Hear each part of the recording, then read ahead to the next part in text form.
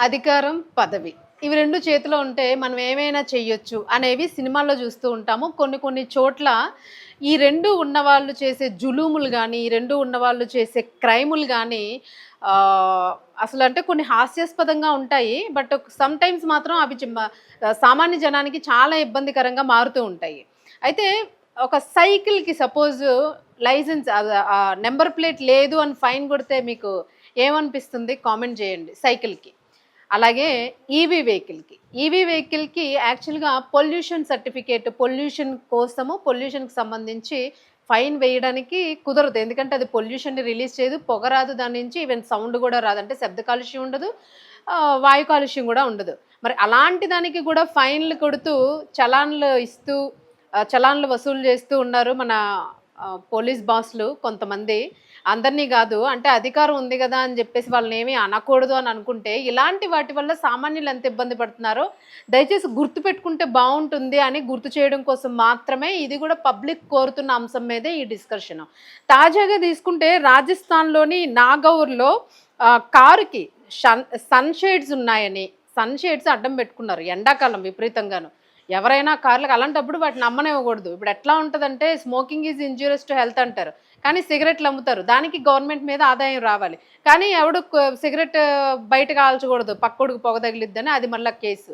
అసలు అమ్మడం ఎందుకు? దాని మీద కేసులు పెట్టడం ఎందుకు? మద్యపాన నిషేధం అంటారు. మద్యపాన నిషేధం జరగదు.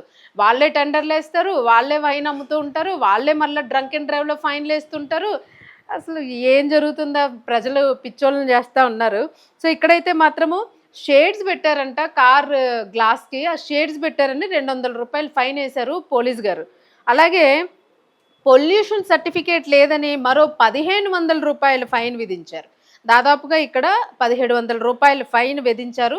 దేనికి అంటే ఈవీ ఎలక్ట్రిక్ వెహికల్‌కి. సో, మీకేమనిపించిందో దయచేసి చెప్పండి. మీ వెహికల్స్‌కి కూడా ఎప్పుడైనా ఇలాంటి ఫైన్స్, ఇలాంటి చలానాస్ పడే ఉంటాయి. ఒకసారి మీరు మీ పోర్టల్‌లోకెళ్ళి చెక్ చేసుకోండి. అది మనకు మెసేజ్ వచ్చే వరకు కూడా తెలీదు. సమ్‌టైమ్స్ మనకి మెసేజ్ రాదు. బట్ ఎక్కడో చోట బండి ఆపుతారు. బండి ఆపి మన నెంబర్ చెక్ చేసేటప్పటికి నీ బండి మీద ఇన్ని ఫైన్స్ ఉన్నాయి. నువ్వు అక్కడ క్రాస్ చేసావు. నువ్వు హెల్మెట్ పెట్టుకోలేదు. లేకపోతే నీ నెంబర్ ప్లేట్ లేదు అని ఇలా ఇందులో ఈవీ వెహికల్స్ ఉన్నవాళ్ళు కూడా చాలామంది ఉన్నారు. ఒకటి బయటకొస్తూ ఉన్నాయి.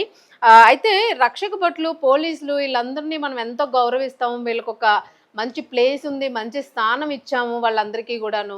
సో, వాళ్ళు మన కోసం సేవ చేస్తూ ఉన్నారని గౌరవిస్తాము. వాళ్ళని ఒక మాట అనడానికి కూడా ఒప్పుకోం. కానీ చాలా చోట్ల చూస్తూ ఉంటాము. ఎంత రూడ్‌గా బిహేవ్ చేస్తూ ఉంటారంటే ఈవెన్ యాస్ ఎ జర్నలిస్ట్‌గా నేను కూడా సమ్‌టైమ్స్ ఫేస్ చేశాను. అప్పుడు జర్నలిస్ట్ కార్డ్ చూపిస్తే ఎళ్ళు ఇది సమాధానం. కనీసం రెస్పెక్ట్ ఉండదు. కనీసం ఎళ్ళమ్మా అని కూడా ఉండదు. మనం అదే సంబోధిస్తే మరలా కేసు. సో, కొద్దిగా ఆలోచించండి. గవర్నమెంట్స్ కూడా దీని మీద కొద్దిగా దృష్టి పెట్టండి. నాకు కూడా ఒక ఫైన్ పడింది. చాలా నవ్వొచ్చింది ఆ ఫైన్ చూసి. హెల్మెట్ ఉంది నాకు. దానికున్న ట్యాగ్ అది క్లిప్ ఇరిగిపోయింది. ఇరిగిపోయి ఒకటి ఏలాడుతుంది. ఒకటి ఆల్రెడీ ఇట్లా పెట్టుకున్నాను లోపలికి. ఒకటి చిన్నది ఇంత కనిపిస్తుంది. దానికి ఫైన్ కొట్టి దానికి ఏం మెన్షన్ చేసాడనంటే హెల్మెట్ బెల్ట్ పెట్టుకోలేదంట నేను. అదేమన్నా కారు సీట్ బెల్టా? అసలు ఆ రోజే ఒక వీడియో చేద్దాం అనుకున్నాను. కాకపోతే ఇలాంటి ఫన్నీ థింగ్స్ చేస్తే మీకున్న పదవికి గానీ, మీకున్న అధికారానికి గానీ, మీకున్న బాధ్యతకి గానీ వాల్యూ పోతుంది. దయచేసి ఇది ఒక మార్పు రావాలని ఈ వీడియో. ఇలాంటివి చేయడం వలన ప్రజల్లో మీ మీద ఉన్న అభిప్రాయం పోతుంది. ఇది దొరికిన తర్వాత ఏం చేస్తారనంటే అది మేము ఏదో కొట్టబోయాము, ఏదో నొక్కేస్తే మీకు ఏదో ఫైన్ పడిపోయింది. మీ వెహికల్‌కి వేయలేదు ఫైన్ మేము. వేరే ఏదో కొడుతూ ఉంటే మీది వచ్చేసింది అందులో ఫైన్ అని ఇలా ఈజీగా తప్పించుకుంటూ ఉంటారు. కానీ వాంటెడ్‌లీ ఇలా చేస్తున్నవి చాలా ఉన్నాయి. చెప్పాను కదా! Everybody facing that situations. చాలామంది 100కి 80%, 90% మంది ఇలాంటి సిట్యుయేషన్స్‌ని ఫేస్ చేస్తూ ఉన్నారు. సో, వ్యవస్థల్లో కూడా కొన్ని మార్పులు రావాలి. వాటిని బట్టే ప్రజలు కూడా నడుచుకుంటూ ఉంటారు. ఆ బాధ్యత, భద్రత అనేది మీ నుంచి వస్తే ప్రజల్లో కూడా ఒక రెవల్యూషన్ వస్తుంది. వాళ్ళల్లో కూడా మార్పు వస్తుంది. మీరు దండించండి. మంచినీళ్ళు తాగినోడికి ఆల్కహాలిక్ ఫైన్ వేస్తే బాగోదు కదా! సో, అలా కూడా జరుగుతూ ఉన్నాయి.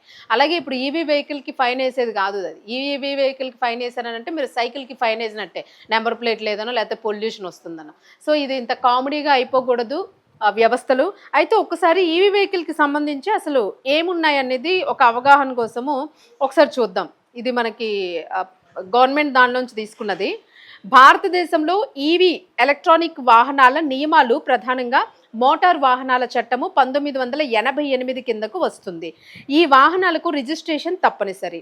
కానీ బ్యాటరీ రకం లీథియం అయాన్ వేగం ఆధారంగా కొన్ని మినహాయింపులు ఉంటాయి. 2 ఎఫ్ఏఎంఈ ఫేమ్ ఒక 2 గీతలు ఉన్నాయి, అది 2 వంటి ప్రభుత్వ సబ్సిడీలు, బ్యాటరీ వారంటీ సాధారణంగా 8 సంవత్సరాలు మరియు ఛార్జింగ్ అవస్థాపన నిబంధనలు, సెంట్రల్ ఎలక్ట్రిసిటీ అథారిటీ ఈవీల వాడకాన్ని ప్రోత్సహిస్తుంది అని ఇచ్చింది. ఇక ఈవీ వాహనాల ముఖ్యమైన నియమాలు ఏంటి? రిజిస్ట్రేషన్కి వస్తే మనం జనరల్ వెహికల్కి తీసుకుంటే ఒకలాంటి రిజిస్ట్రేషన్ ఉంది, ఈవీ వెహికల్స్కి తీసుకుంటే ఇప్పుడు ఒకలాంటి రిజిస్ట్రేషన్స్ ఉన్నాయి. ఇక రిజిస్ట్రేషన్ విషయానికి వస్తే నార్మల్ వెహికల్స్కి ఈవీ వెహికల్స్కి డిఫరెన్స్ ఉంది.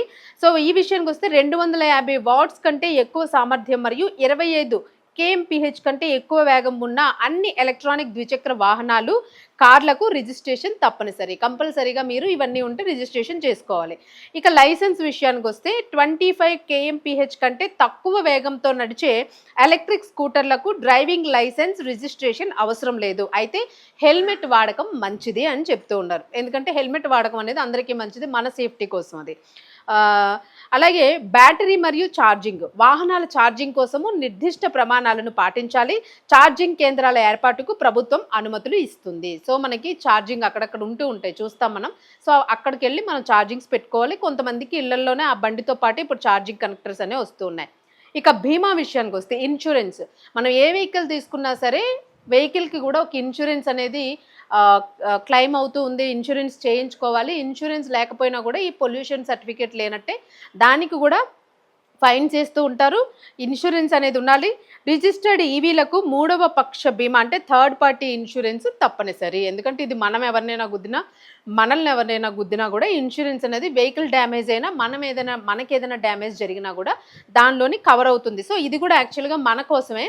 ఈ విషయం కూడా నేను మీకు ఒకటి క్లారిటీ ఇస్తాను. ఇక subsidies, FAME faster adoption and manufacturing of hybrid and electric vehicles పథకం కింద లిథియం అయాన్ బ్యాటరీలు వాహనాలకు రాయితీలు లభిస్తాయి. సో అది సబ్సిడీస్ కూడా వస్తాయి. ఓకే, అలాగే ఇవి 0 ఉద్గార వాహనాలు పర్యావరణానికి మేలు చేస్తాయి. ఈ ఒక పాయింట్ కోసం ఇప్పుడు మీకు ఇదంతా నేను చెప్తూ ఉన్నాను.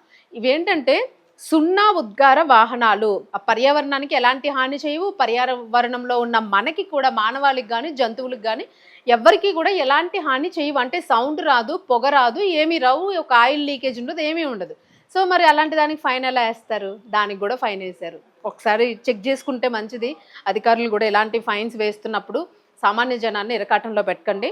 అలాగే ఇన్సూరెన్స్ విషయానికి వస్తే ఇన్సూరెన్స్ చేయించుకునేది వాహనానికి, మా వాహనం దెబ్బతింటే వాహనానికి సంబంధించి డ్యామేజ్ కవర్ అవడం కోసం ఇన్సూరెన్స్ చేయించుకుంటాం. అలాగే ఎవరైనా మనల్ని గుద్దినా కూడా అందులో మనకి కూడా ఇన్సూరెన్స్ ఉంటుంది. సో ఇది పూర్తిగా ఆ వాహనదారుడి యొక్క భద్రత కోసం చేసుకునే ఇన్సూరెన్స్. ఇది లేనప్పుడు కూడా దారుణమైన ఫైన్స్ వేస్తూ ఉన్నారు. అదే ఇన్సూరెన్స్ ఉండి 1 గంటలోన ఇన్సూరెన్స్ అయిపోయింది అని అంటే ఆ గంట ఎగ్జంప్షన్ కూడా ఇవ్వకుండా ఆ మనిషి చనిపోతే ఇన్సూరెన్స్ని క్లెయిమ్ చేయట్లేదు. అసలు 1 గంట దాటిపోయింది, డేట్ దాటిపోయింది, ఈ రోజుతో ల్యాప్స్ అయిపోయింది, ఇన్సూరెన్స్ రాదు అని చెప్పేస్తున్నారు. ఆ ₹1,00,000 ఇన్సూరెన్స్ వస్తే ఆ మనిషి చనిపోతే ఆ కుటుంబానికి చాలా అవసరం పడుతుంది. సో మీరు చేసే ఆర్థిక సాయం అది. మీరు ఇన్సూరెన్స్కి దేనికి అమౌంట్ కలెక్ట్ చేస్తారు? ప్రతి సంవత్సరం యాక్సిడెంట్లు జరుగుతాయని, ప్రతి సంవత్సరం మనుషులు పోతారని, వాహనాలు డ్యామేజ్ అవుతాయని ఉండదు. బండి ఉన్నంతకాలం ఇన్సూరెన్స్ కడుతూనే ఉంటారు చాలామంది పద్ధతిగాను. అయినప్పటికీ కూడా వాళ్ళంతా కట్టేది ఎక్స్ట్రా అమౌంట్. అదంతా కూడా ప్రభుత్వానికి ఏవైనా విపత్తులు వచ్చినప్పుడు ఏదైనా ఉపయోగపడుతుందన్న కోణంలో దాన్ని వాడుతున్నామా అనే ఒక లైన్ కోసము అందరూ కూడా ఇన్సూరెన్స్ డబ్బులు దానికి ఉపయోగపడతాయి, మనకు కాకపోయినా ఇతరులకు ఉపయోగపడుతున్నాయి లేదా ప్రభుత్వానికి ఉపయోగపడుతున్నాయని ఆలోచిస్తున్నారు.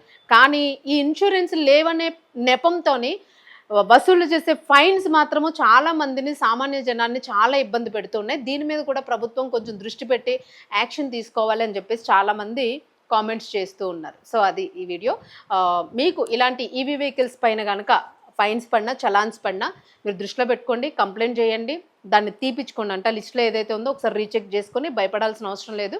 ప్రతిదానికి కొన్ని హక్కులు, చట్టాలు ఉంటాయి, అవి మనం ఉపయోగించుకోవచ్చు. సో అవి తెలియక భయపడుతూ ఉంటారు అంతే. పోలీసులు మనకు శత్రువులు కాదు, మనం వాళ్ళకి శత్రువులం కాదు. ఒక చిన్న రిలేషన్, మన మధ్య ఉన్న ఒక రిలేషన్ డిస్టర్బెన్స్ అనమాట. అది కరెక్ట్గా లేకపోవడం వల్ల ఇలాంటివి కొన్ని జరుగుతూ ఉంటాయి.